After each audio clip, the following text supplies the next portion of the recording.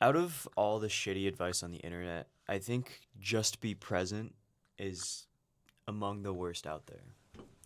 And I think it's particularly useless because it makes people completely misunderstand the whole point. The whole point of meditation, of mindfulness, of what it even means to be a present, grounded person. Because there's this whole new age spirituality, Western mindfulness movement that's stealing all these principles from Buddhism, from this Eastern culture, and this religion that's been around for hundreds of years. And it completely bastardizes it into this anti anxiety technique and like path to, spiritual enlightenment or whatever. And it's all bullshit.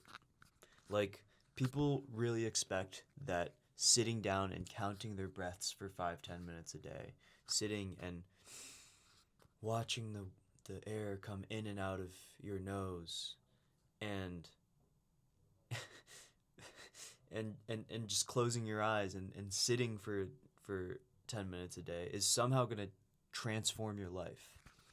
And it's marketed as this cure-all thing because oh, it's spiritual, it's new age, and it's scientifically proven.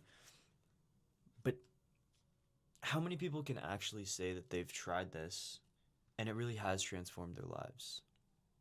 I think, don't get me wrong, like there are certainly benefits to becoming more aware, to training your awareness, cultivating your attention, especially in this world that we live in where our attentions are constantly being grasped at, constantly being colonized by short form media, by these big tech companies with teams of engineers and psychologists all competing for our attention and our time and money.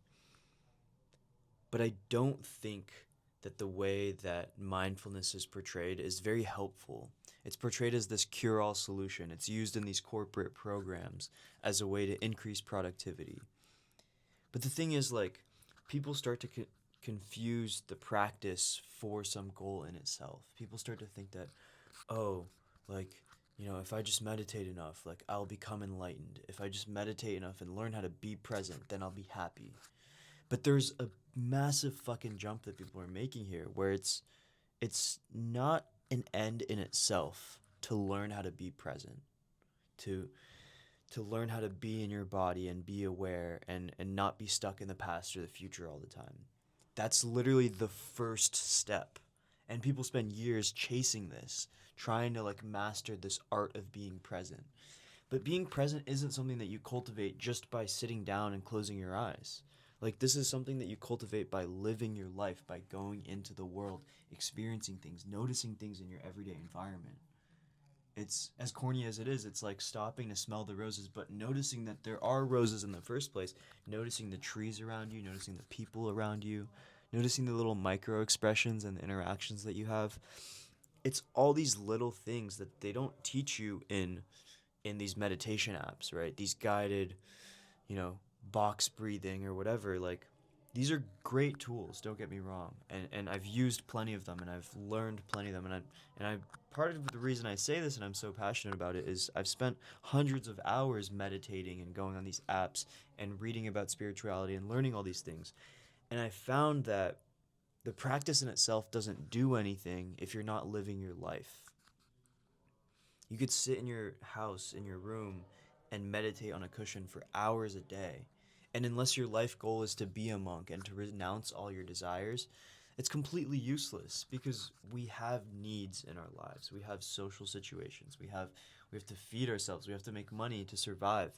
And we don't get these things just by becoming a Zen monk, by mastering the art of stillness or whatever. It's it's just a tool, and it's a tool that we can use if we cultivate it properly, if we can learn how to be present, learn how to be attuned to our bodies and attuned to our environments and the people around us. That's how we can actually live better lives. Because I've noticed this really recently with when I meeting new people, making new friends. Um, it's less obvious with people I'm already familiar with, but when I meet new people, there tends to be this habit where people will operate on a sort of social script. They will say the thing that feels appropriate to the situation, that feels like, it's literally just like a voice line, like it's and this is why people use the term NPC, because it feels like you're talking to a robot sometimes. It feels like everything they say is scripted and programmed, and it's something that they said a million times, and it feels like the right thing to say, the right answer, and we've all been trained to do this. And don't get me wrong, I'm guilty of this too. But the problem is that we've completely forgotten how to actually connect with people. We've forgotten how to notice like little things, little glimmers, little excitement, these sparks of interest or curiosity, or maybe even frustration, uncertainty. I found that the most charismatic, the most magnetic, and powerful, not just in strength and dominance, but powerful in the sense that these people deeply resonate with me. These people seem to understand me, listen to me, hear me, see me for who I am, but also seem to be very deeply grounded in themselves. They have this level of awareness that wasn't cultivated by sitting on a cushion and meditating. It was cultivated by paying more attention in the rest of their lives, in the everyday stuff, in walking to your car, driving to work, in walking through your neighborhood, filling up gas, right? It's all these little things, feeling like right now my hands are sweaty. This room is like really hot. That's something that I'm aware of. My feet are like on this little couch cushion thing. My mouth is dry. I'm like out of water. All these little things, there's so much detail. Our brain is processing millions of bytes of information every day. And all these tiny little details, they add up to our full conscious experience. And if we don't attune ourselves to these little things, these micro changes that are constantly happening, this shadow of me on the wall even, we don't have the ability to communicate in raw and authentic ways. We don't have the ability to connect with people. Because the real opportunities for connection, for growth, are noticing the little changes, the little opportunities, the little weird things that other people don't notice. And if you're able to connect to that, you're able to tap into that, not only others, but in yourself, in your own curiosity, cultivating your own sense of presence, not just in this weird spiritual, abstract way, but in a tangible way, in the way we live our lives. I think that can truly transform everything. Because it starts at your perception. You start to perceive things that you didn't see before. You start to notice. And when you start to notice, your options open up, your opportunities open up, because there's all these little things, these little decisions, actions that you didn't realize were possible. And then, when you have the space to look at all these things objectively and not be overwhelmed by them, that gives you so much power, that gives you so much freedom. Now you can do things that you've never done before. You can do things that other people didn't even realize you could do. You can interrupt someone in the middle of a conversation and notice a facial expression, or notice a word that you said that lit them up, or notice something out of the corner of your eye that caught your attention.